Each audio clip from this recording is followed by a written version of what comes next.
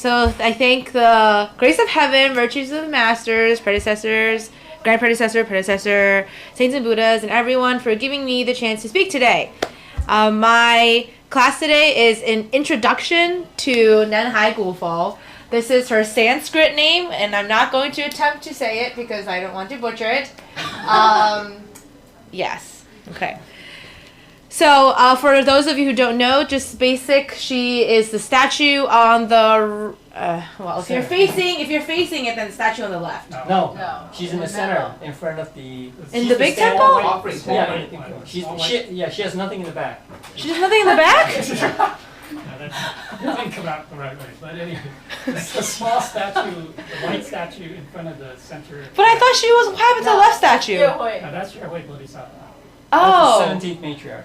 Oh, yeah. 18th matriarch. Wow, okay. All right, well, if you're facing the main temple, right, there's Happy Buddha and then Holy Teacher and then Yue Pusa, and then the small statue in the front, the white statue, is Nanhai Gufo. Yeah, okay. All right, so does this picture look familiar? Yes, this is the picture on your Chodao Ka, on their receiving the Dao card. Well, not anymore. We don't have those anymore. Really? Well, They came from Taiwan. oh yes, I was going to say, my friends who received the Dao in Taiwan this year got a card with her picture on it. Yeah, that's Taiwan's card. Oh, it's not American. Well, I see, it's cultural difference in cards. I see. Okay, well, my friends who all received the Dao, they have this picture on their card, and they always ask me, who is this? Okay, so this is a pretty common picture, I would say, in the Dao community. Yes? Explain Oh. where that come from. Where did that come from? Well, it is, I'm not too sure, but it's a 显化. How do you say that, translate that? It's a revealing. She revealed herself. Yeah, Somebody saw it, right? Somebody with Well, yeah. And then they asked somebody to draw it out. yes. But it was in Japan, wasn't Took it? a picture. Oh, It took a was picture. Taiwan. Oh, it was Taiwan. 1955, 56, something Okay. like that. It was Okay. a typhoon Yes. over Taiwan. Yes. And I think it was an American pilot, like an Air Force, or I don't know, but anyways, they flew up. You know, they fly into the storm to find out, whatever. During the typhoon? Yeah. And so Oh, we that's saw not a picture. something, and so took a picture. And then it came out like this. Yeah, And well, then they probably it wasn't in color. It was black and no. white. People refined it into this. Yeah. Yeah. I don't know. How do you say that in English? It's not really a revelation. It's It's- like a show, like a testimony almost, a testimonial reveal. A reveal. Okay, it's like a baby gender reveal. Anyway, all right. Yes. So in the Dao community, we call her by Nanhai Gufo, but she has many other names. So she's most commonly known in the world as Guanshin Pusa, which and also in English, Goddess of Mercy. And then this is her Sanskrit name. This translates to the Lord who looks upon the world with compassion. And the Chinese translation, I tried my best. So Guan means to observe, Shi is the world, and the Ying means is sound, right? So relatively, you can translate it to she observes the world and she hears all the sounds of suffering and the people seeking help or crying for help. So yes, as you can see, the themes here are mercy and compassion, and that is exactly what she's known for. Then also for Nanhai. Oh, so the southern seas. Right. Oh, because talk about she's that at very- the end. Yeah, okay. Yeah, but please, yes, because what she's I mean. very what? No. The reason why it's Nanhai Yeah, has to do with location. It's a location. it's the southern seas. Southern Seas, right? Yes. Because she's very well known, or she has revealed herself to many, many. I guess there may be In the southern seas. miracles or Yeah, I right. don't know. She's called Well, that. when we say Southern Sea, it's It's like Southeast really Asia? what we call Southeast Asia area. Well, Like Indonesia, Well, from Thailand. Taiwan all the way down. Yeah. Isn't there a place called Nan? No. No, not Nanhai. Oh. Nanhai just means Southern Sea. You know, you're talking about different place. Putuosan. But it's not But Nanhai. that's not Nan. Yeah, right. Yeah. Putuosan is supposed to be a mountain in China, right? Yeah, that's where. it's Eastern supposed to be. China? Nearby Shanghai. Oh, Yeah, that's Eastern. That's Eastern China, right? That's Eastern Yeah. China, right? But she didn't really cultivate over there. So I wonder how she got. Why is it? Associated. Yeah, it's associated with that mountain, which is kind of interesting. because she's more like Burmese, India, Bangladesh now, today in Bangladesh, and to a certain extent, I don't know if she's really part of, or the Indian region. I don't know. I think it's more Burmese, and like I said, well, since India, borders Burma, right? Or is it Bangladesh? Well, in one lifetime, she was Well, like the princess of. I think about 2,000 years ago, roughly. Right. She was after the Buddha. I will talk about this. Yes, right, sure. Anyway, you can sidetrack. Good job. But anyway, I was just wondering why. Well, you want to also, since you explained all the one, you also should explain that. Yes, just yes, briefly. yes. So at the end of my presentation, I translate this. It's basically like Buddha of the of the Southern Seas, but I actually didn't know why. Why Southern Seas? Yeah. But I do know that most people in South Asia and Southeast Asia worship her. Right. Yeah. Also in she- Taiwan, right. yeah. From all the way from Taiwan. Yeah, and in Japan too. Japan. She's pretty very, much. very well Yeah, known. right. They All were saying, very they well were known. saying that there's a lot of those when people were traveling in the sea. Yes. There was Right. a lot of like Storm. Yes, they will storms, and pray they to her. Saw that Yes. Bodhisattva was Yeah. saving them. Yes, Yeah, yes, right. Or yes, helping, yes. Yeah. Yes, calm the yes. storm. etc. Yes, Okay. yes, yes. Sorry, go ahead. Okay. Please. No, thank you for the contribution. Okay. All right. So there are many, many legends surrounding her because she's so well known. The oldest legend says that she was born lunar calendar on the 19th day of the second month, roughly like 2,400 years ago. So which Yeah, is this what you said. So it will be after the Buddha, because Buddha Yes. was, well, 2,500 years ago, something like that, roughly. I don't know, but I know she was. Yeah, after she was the- after the Buddha. She Yeah. was So after this, okay, yeah, I mean, this is one of her incarnations. I mean, Right. As a female Yes. princess. Well, as Guan Yin, that Yes, eventually Guan Yin. as the legend Right, goes, right. yes. Avalokitesvara, it was male. It was a- Yeah. Well, it was Original. first male, yes, Yeah, yes. So original. many lifetimes, Right. yeah. So in this lifetime. Yeah, in this lifetime, or as the legend, the popular Right, legend right. goes, she is a princess. She's the youngest princess of a cruel king. And she was born, obviously, a Buddha. She was already a Buddha. And so she was born in this legend as Princess Miao Shan, right? Which translates to miraculously kind-hearted. She was born in Sri Lanka. And on, people say that on the day she was born, flowers rained down, the earth shook, there was a wonderful fragrance in the air, and so all the people were clamoring that these were signs of a Buddha being born, or a holy person being born. Unfortunately, her parents, who are the queen and king, they enjoyed worldly pleasures. The father was corrupt, and so they actually grew to detest her. All right. When Miao Shan grew up, she was naturally good, gentle. She had a strong desire to help others. She dressed very plainly, and she only ate once a day. She was known in the palace as the maiden with the heart of a Buddha. And the ladies in waiting who served her were so touched by her goodness and grace that they actually followed in her footsteps. They were inspired by her. They also renounced their desires and chose like a chaste life to pursue like a pious life of Buddhism. And her father, the king, expected her to marry because he wanted like political alliances, but she refused. And she said, "Riches and glory are like the rain in spring or the morning dew. A little while and all is gone.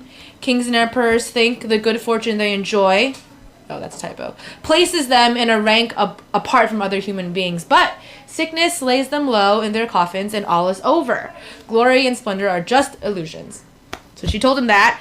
How do you think he reacted? Super mad. Yeah, furious. He was furious, and he said, "No, you have to marry." He tried to reason with her. He said, "What can I give you so that you will marry the man that I choose for you?" And she says, "Okay, I will only marry if, as a king, you have the power to prevent aging, sickness, and death. If not, if you cannot promise me these things, then I will retire to a life of religion to help all sentient beings." Of course, he could not do this. He was furious. He tried to punish her by having her do like gardening, basically like a hard labor around the palace. Menial tasks. And he also reduced the amount of food and water she drank. So the queen and her two sisters, they tried to persuade her to listen to her father, but she would not change her mind, but she kept telling her mother and her sisters to not to worry about her, that she'll be fine. Moved by her goodness, the queen went to the king and begged the king to let her live her religious life. He said, fine, let me send her to a monastery. Actually, the monastery is high up in this barren mountain, and he ordered the nuns to give her a super difficult life, so she would be like, I can't take it, and come back to the palace. To make her life basically as miserable as possible. And so her life was full of hard labor and long hours in the monastery. She was asked to chop wood, to fetch water from the stream, and to even grow plants on soil that was barren, so nothing grew there. She was asked to do all these things. She did all the chores very happily. She found that a life in the monastery was better than what she had in the palace. She didn't complain. And soon the monastery actually thrived. So it became surrounded by a beautiful garden. The entire hill became a thriving forest, even in the harshest of winter months. A spring began to flow near the monastery, and it seemed like even the forest animals were assisting her in her chores, and so she stayed like this for a long time. When the king heard... Yes? Did the monastery yes. move? Okay, look, I tried my best. I tried my best to find images. No, it's supposed to show a drastic change. Okay, well, you can blame the painter. Use your imagination. Use your imagination, all right? I tried to provide some visual to my story. So the monastery didn't move. Okay, didn't No. It didn't relocate. Perspective, come on. Yes, it's the perspective of the painter. Well, it looks like an Eastern photograph on the West. We see the There's like the sunset sun. over I know, this looks like it's in China, and this doesn't look like it's in China. Okay, anyway, the point is it's barren, and now there's green, okay? That's the point, all right? Okay. Sorry. Okay. So this happened because of her patience and her hard work. Okay. When the king heard about these miracles, he became even angrier. His plan keeps failing, right? And so he sent soldiers to burn down the monastery and kill the nuns.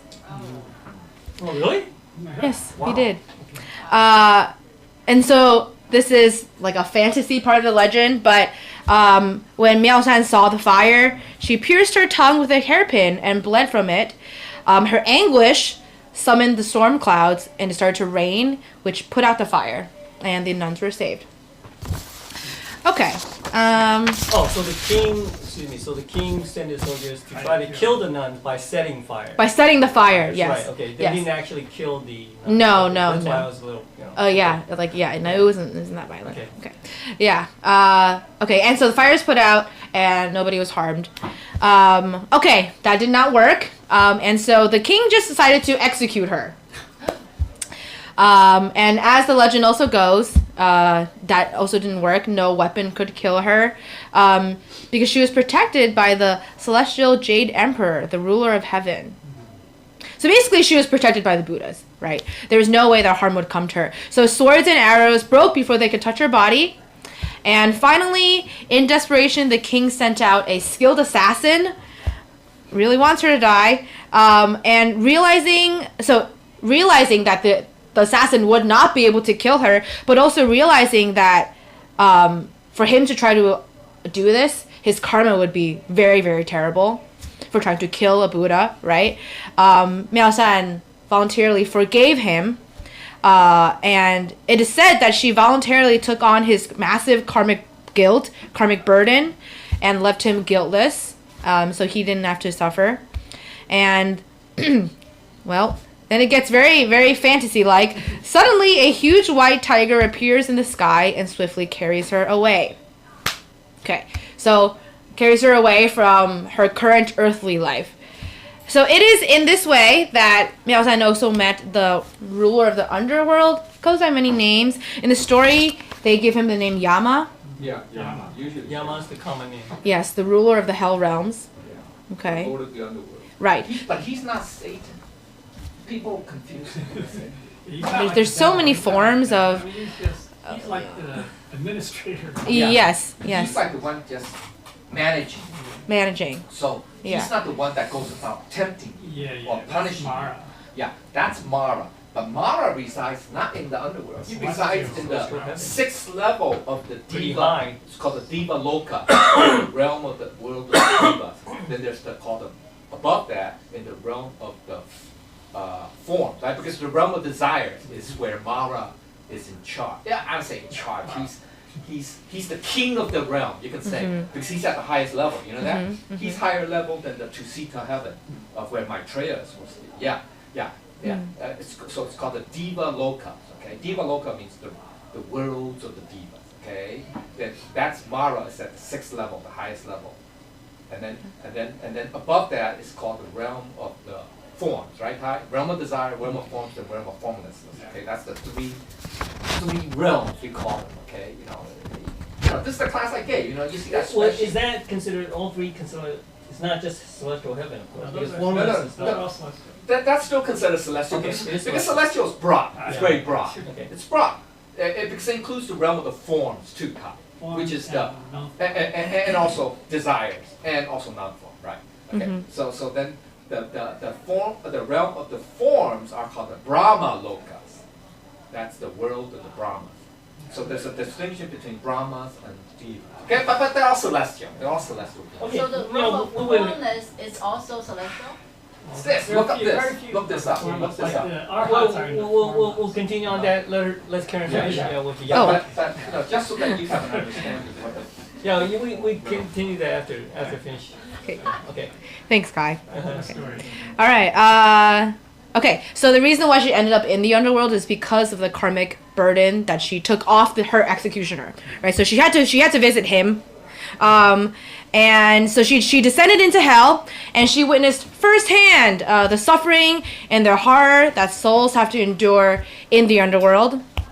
She was overwhelmed with grief. Being as good-hearted as she was, she sent her deepest compassion to the soul suffering there. She said, I'm willing to release all the good karma I have accumulated in all my lifetimes to free these suffering souls back into earth, or into heaven. And in that moment that she said that, hell became a paradise briefly, filled with light, music. And then Yama, had to send her away in the end because with powers like hers, she had no place in hell, right? And so then he sent her to Putosan, right? An isolated island.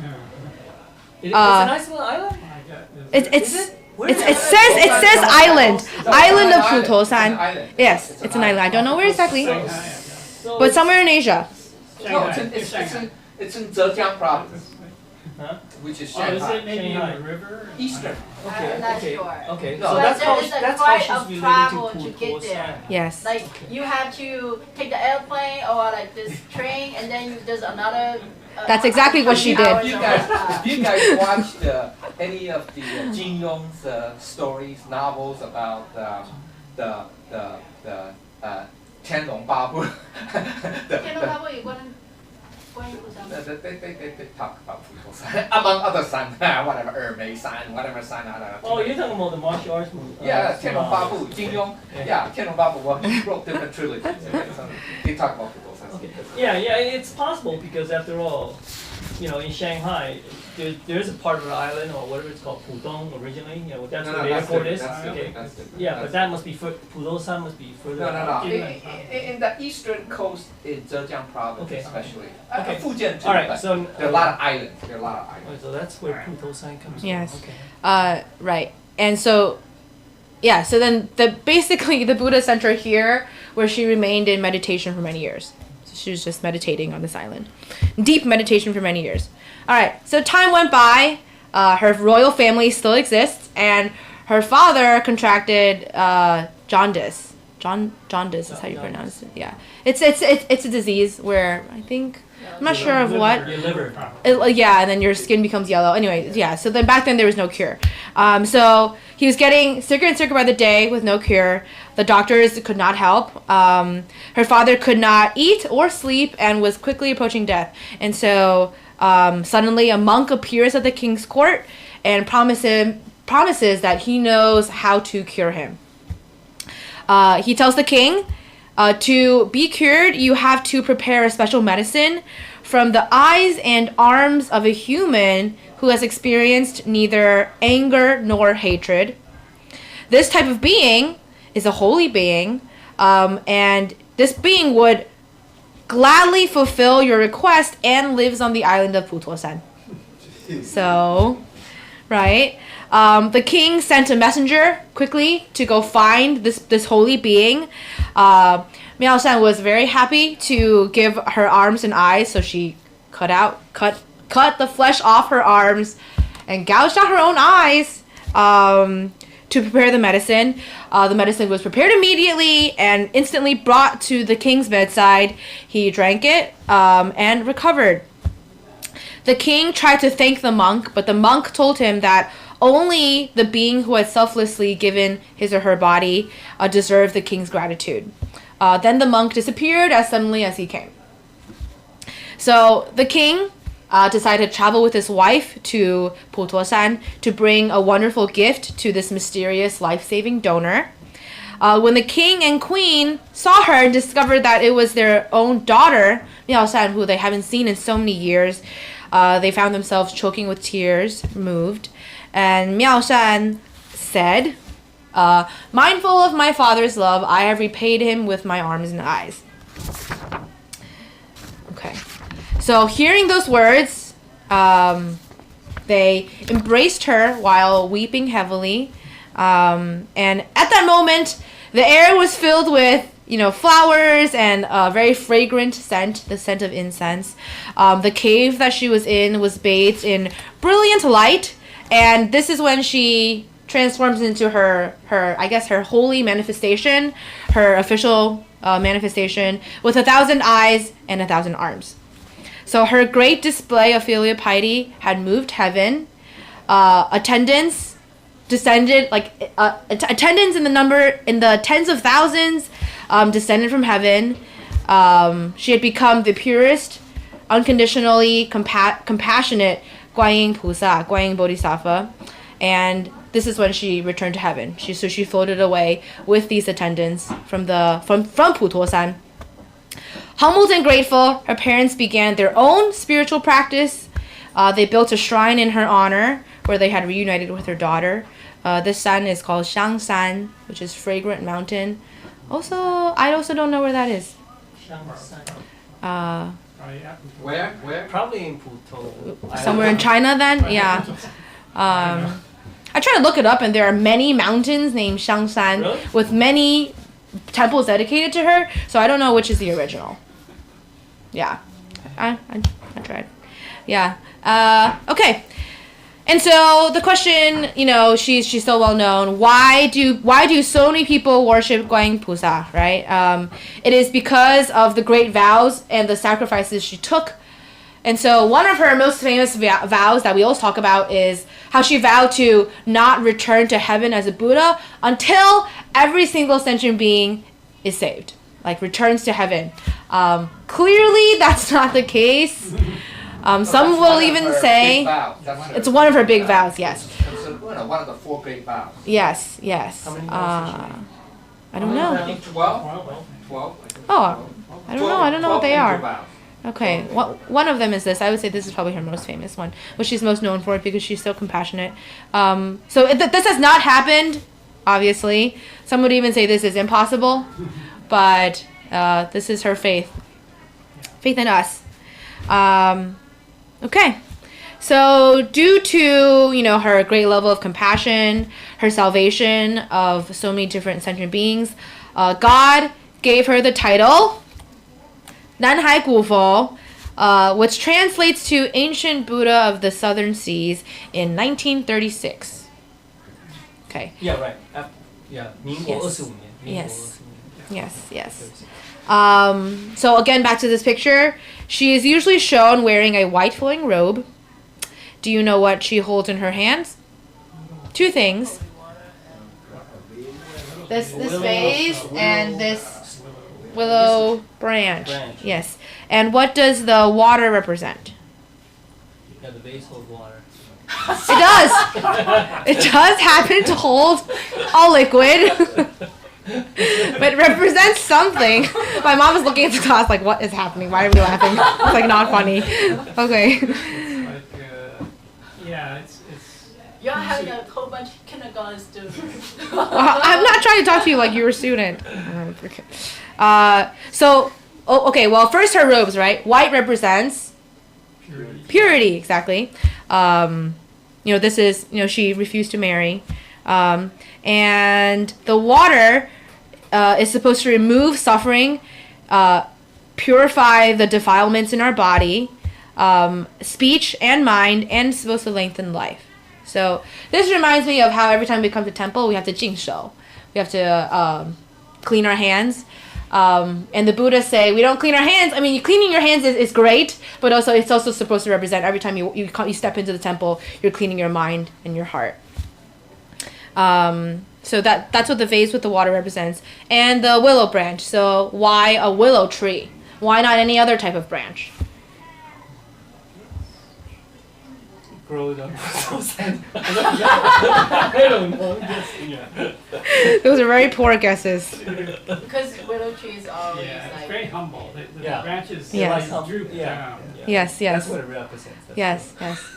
Yes. No, I knew Yes. that, but Yes. And the branches are also very limber. yeah. And so it says that, the willow branch symbolizes the ability to bend and adapt but not break. Like her spirit, like her resolve. And it's also said that it has like medicinal purposes. It can heal people's illnesses. Okay. So a lot of statues, when I visited Thailand and Cambodia, a lot of statues had the 1,000 arms and eyes. These, it's obvious, but basically the arms are supposed to extend in every single direction to alleviate every single suffering being in all directions in the world. And the eyes are placed at different angles. So if you can see 1,000 eyes, she can see every single being who is suffering. And, in times of need, she can sense that and help them. Okay. In the Lotus Sutra, Sakyamuni Buddha says that whenever, we are suffering, and we use her name, we call out to her, she hears the call and she may, with karma's right, alleviate the suffering. Wait, hold on a second. You say the Buddha said this? Yes.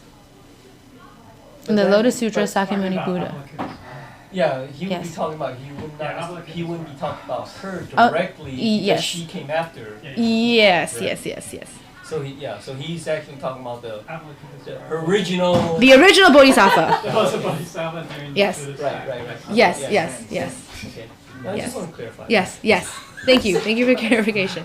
Yeah, it says the Sanskrit name here, but I couldn't read it, so then I said that. Oh, okay. Okay, but yes, the information is correct and I am incorrect. Okay, all right, and so some important dates we observe regarding her in the temple. So these are lunar calendar dates. So again, she was born on the 19th day of the 2nd month. She received the Tao on the 19th day of the 6th month.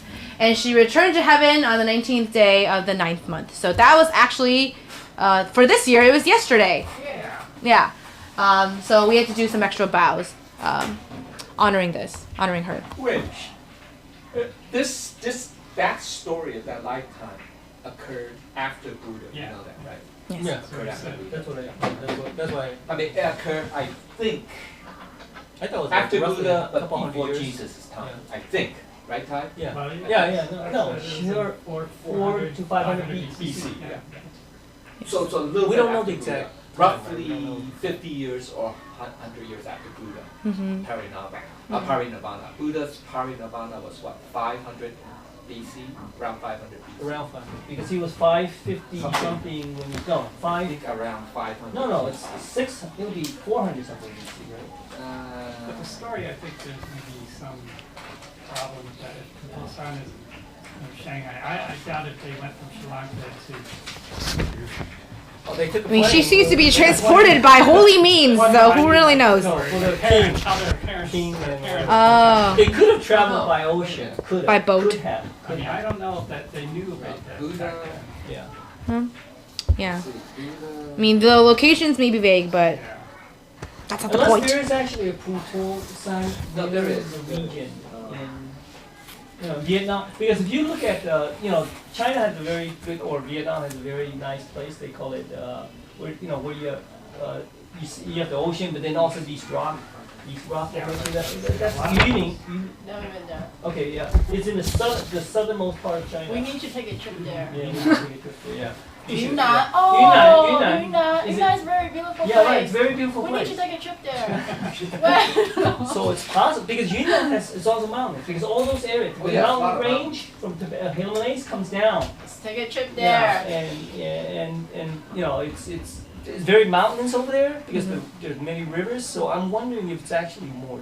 It's possible that it's actually there instead of all the way up to maybe. Shanghai. Because there would be only about 300 or something miles at most. Well, yeah, that's true. At least you travel by land, not 300. If you go by water, yeah, but water travels faster. But anyway, yeah, I'm wondering if it's actually there instead of, it's a possible. Because like you said, that sign where they have, they record these Shangsan. monuments, Yeah, yeah, yeah. Shangsan, and you say it's more than one place, right? Yeah, there was one in Taiwan as well. Oh, yeah, I probably should have been in Taiwan. Okay, so, yeah, but a lot of it is in China, right? Yeah, there's Is a that- many in China. Yeah. You know, people go to Putuosan, they see different things, right? Some of them, they have a good affinity with the Guanyin Bodhisattva, they see like a light. Not everybody can see that. Everybody see different things. Mhm. Some of them can see the actual figure. Okay. Yeah. Guanyin. Yeah, and my mom, when she started become a vegetarian on Chui Su, right? And then every time she goes there, she sees that light. She said before that she doesn't see anything. Interesting. So she has a close affinity with Guanyin. I don't know. Either that or And they upgraded everybody- the electrical lighting. Like my dad would Yes. see different things. Like maybe I don't know what is it that they see. I didn't pay attention, but everyone I heard like my cross street neighbor. She goes there every time she go to China, and she sees something too. Well, I know it's possible because, But like you you have said, to it has to do understand, with the affinity. It's because Avalokitesvara, in his latest reincarnation was as female, as Guanyin. So therefore, to us, Yeah, we look her as a female figure, even though before that male. he was a male. Yeah. And so his reincarnation. yeah, so you could go to some Buddhist temples in India, maybe even in Burma. Yeah, they have or- statues of the They male. have statues of advocates male, of right? Of the male of a holding different, But usually the female version, no, even the male version, I think they still have him with multiple arms, right? Yeah. Or the female, it's only the female version. That's only comes from. Because that comes after from this her story of here. with her and her father, that story, okay? So maybe it's only the female version that has, that has either pictures or statues depicting her with, multiple eyes, like a feather. Well, the eyes, Yeah, I think yeah, are on her palm. palm. On her Yeah, palm palms. with her hands, yeah. There But- was just a dance, the Guanyin Yeah, dance. Yeah. The China has that. Yeah. India, They yeah. were mute, They they're were Yeah. mute actors or ladies, whatever. yeah.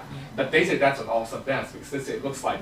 It really looks like It it. looks like Yeah. one person, Yeah. but they're like literally And then all the hundreds hands of come down. arms, Yeah. hundreds of arms and eyes. I mean, so it's very. And very not all of them are stunning. female. The one in the back are male. Oh, is that true? Yeah. Maybe for longer arms. But anyway, it doesn't matter. But so we tend to have this, this attachment to image of gender, okay? But actually, if you read a lot of sutra, some like the Avatasaka Sutra, Avalokitesvara was part of that, okay? Was in one of the sutras, or the Amitabha Sutra, Avalokitesvara. But it's a male. Because don't forget, this female reincarnation happened after Buddha's time. Remember that. So you understand? So that's why you can say, oh, we read about the Guan Yin story. She's a female, and then during Buddha's time, of all those different sutras, the He was a Amitabha male. Sutra, the Avalokitesvara. Well, He's a male. no, Avalokitesvara is a his male. latest He's a male. people remembered him as a As a male, female, right? yeah. So we just gotta bear in mind that they're all the same Soul, essence, the same yeah. same Buddha nature. The same Buddha nature. Yeah. So, When we went to Taiwan for Tianshiban for Angels class this summer, we visited. I can't remember. It's a huge temple, and underground there's a museum of Buddha statues. Yeah, different- Yeah, different it was ones, super Buddha cool, statues. and they had a whole wing dedicated to Guan Yin. Guan Yin Si. There's a Guan Yin temple. No. Oh. 一贯道. No, we visited it's part of Tongde, one of their- Tongde's. Uh, It's like Tongde's like headquarters, huge. Oh, underground. yeah, it's like- Underground, they have a whole collection of Buddha statues, What? Guan Yin What was is one that of them. lady? and there was a whole wing. 陈大姑, right? Yeah. Yeah. Yeah, And that's then 陈大姑, heaven decided to give her a gift, and then that is the gift, to have a museum dedicated to her. Oh, And sweet. then when they build that museum, they don't know where they're gonna have that Guan Yin, all that Guan Yin Bodhisattva statue come from. And then next day, I think like 500 of them coming all over from the different part of the world. So should be 500 in like statues. statues. So And it's a then huge over museum. the year, they still more statues like shipping to the Yes. just donating to the museum. Because Guan Yin is very popular. It's very popular, yeah. And so that actually, when I went there in the summer, that's when I realized that she was also a man, because all the statues were different actually. Right. Like So you it was see not the just male. this that we all know. They Yeah. were male. So, yeah. So Male, yeah, and then like some with the 1,000 knives in arms, but Yeah. there's also like she's like carrying different like weapons. Right, She like right, looks right. mean in some of them. She looks Yeah, very it's merciful in weird, others, yeah, and yeah. so it's just interesting. There's so many renditions of her. But don't Him. forget, Guan Yin before, she was, in 1936, is it? Right, 1936. She was conferred the title of Buddha by, or ancient Buddha by God. He was a Bodhisattva for a long time, okay? And her status as a Bodhisattva, the reason why she's, for a long time, Mahasatva. is because she was a Great Mahasattva, Bodhisattva. or he was a Mahasattva, means great Bodhisattva. Okay, Mahasattva means great, or Maha means great. Yeah, Okay, great. Sattva means being. Okay, or upright being, whatever, or such being. But anyway, so she was. Oh, he. You see, that's what I hate about this. It stinks. We have to be so gender specific. It's crazy. But anyway, so they were considered the part of the eight great Bodhisattvas type, right? You know that, right? Eight of them, right? There's the Manjursi, Samantabhadra, Mahastamaprata, okay, Akaskagarbha, Siddhigarbha, Maitreya, and this one I can't pronounce. What are the stories of all of them? Sarvani Varan Marana. We're talking about Kalpas. I don't know. Kalpas. Okay, that's a long name. It means remover of all obstacles. That's the and then Akaskagarbha is the brother counterpart to Siddhigarbha. Siddhigarbha means earth store, right? This one's called heaven, sky treasure, or empty store, or boundless space treasury. Okay, he's known as a twin brother to Siddhigarbha because they're counterparts. The twin brothers? That's what they say. I mean, come on, They they're all just one. exactly alike. Actually, they're all one, right? But doesn't matter. But so they're part of the eight well-known bodhisattvas. But then we got to be careful because we humans can only are limited by space-time. So we can say that these are at least the known 8 great bodhisattvas of this eon, of this kalpa. Because previous kalpas, there could be other bodhisattvas that we don't know about. But it's it's not relevant to us. It's just for us that it's relevant, right? These 8. Get it? So all these 8 though, everybody should know. The reason why these 8 are known is because they were mentioned in the various sutras of the Buddha. Okay? Alright? Okay. Various sutras. Yeah. Now, a side story to the vase and the willow twig was the fact that it has to do with her realization. When she was cultivating, whether it's a Bodhisattva or something like that, she obviously, it wasn't just her alone on the island. There are other cultivators, and she also had a teacher. Okay, that's the other story. Okay, and so therefore, what happened was that she was again like we say we're trying to meditate or whatever about the Tao, right? Okay, and there may have been monastery or whatever, but anyway, there are a lot of cultivators, and her teacher wanted to was testing her, I guess wisdom, if you will, and so one day he mentioned, or he or she, we don't know whether it's no. We don't know who her teacher was. Probably a Okay, male. it could have been male, right? And also remember, the reason why I say it's like a monastery order because there's also like little, the assistants or the helpers, etc. Right? Okay, and so therefore he or she told her that you can find the truth, okay, at the opening of a vase. At the opening of a vase of which where there are two willow branches. Yeah. Okay, and so that's why. And she at that time she wasn't known for having a vase and a willow branch, and so she was meditating on that problem. And then so one of her one of the many assistants around came out and said, "Oh, what are you doing?" And he was, I'm trying to figure out this problem that the teacher. And so as part of because the little kid is so innocent, so they go, "Oh, he took a vase, brought her a vase, stuck two willow branches in it." Okay, so there you go, there it is, And then with that, when she saw that, she awoke. Realized. Yeah, because the vase is a vase, like a regular, whatever. The first treasure. Exactly. The location of the first treasure. I get a point. Because what happened is that you have the hole, and then there's a narrow part of the vase, and it comes down. There was a bowl. nose. That's where your nose is, and then the two willow branches. Eyebrows. Your eyebrows. So that's why from that, The visual. she became that she understood. Is that why she put a dot here? No, that's another story. No, that is different. That is So that is. So her teacher must have also been Oh yeah. enlightened. A teacher. A Buddha. Yeah, a teacher. Well, the teacher could have been No. some enlightened person. That's all. Yeah. that also knew Not about necessarily Buddha, the not first. necessarily. Yeah, not necessarily Buddha, but a person who's enlightened. But Bodhisattva is already enlightened. Arhat's enlightened. Yeah, right. So So anyway, so that is why, because of that, she has the willow branch and the vase. Because where did it, you have to understand where it comes So from. that's the symbol. Yeah. The symbolism of her enlightenment. Well, I don't want to say that's her enlightenment. All I want to say is that's how she gets realization. associated with a vase and the willow branch. Okay. Okay, it's because, like you said, she, like I said, she when she saw that, she awoke, or realized what her teacher was saying. And another thing has to do with the fact, which I don't know the story about, is why she's always barefooted. Oh. What? Yeah. Just assumed Yeah, that, but I so- mean, so- they're all. But many, but there's a specific story associated with her Maybe. of why. Because when she was a princess and all that stuff, originally she wore shoes and all that, normal. Yeah. But then after, when she, when part of her realization journey, if you will, she not threw away, but she what's the word for it? She forgo wearing shoes. Forsake. Yeah, and that's why she's always barefoot.